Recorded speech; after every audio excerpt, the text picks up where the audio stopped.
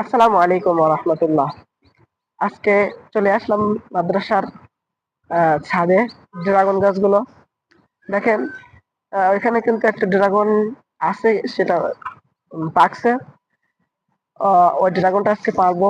ভাবতেছিলাম যে মনে হয় এবছরের এটাই শেষ ফল। আহ, তিনটা ফল আছে গাছে, এটা পাকছে, এটা তুলবো। কিন্তু এই ফলটা কিন্তু আমরা উপভোগ করবো না।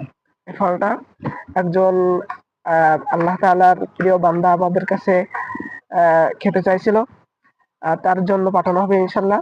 দোয়া করবেন যাতে এই গাছগুলোতে আগামী বছর আরো বেশি বেশি ফলন হতে পারে, যাতে সবাই দিয়ে খেতে পারি।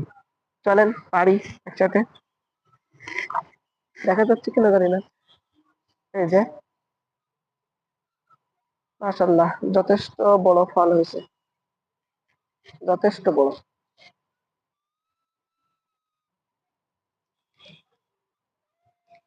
এই যে দেখেন, ফলটা সাইজ মাশাল্লাহ ভালো। তো সবাই বেশি বেশি করে দোয়া করবেন। আল্লাহ হাফিজ।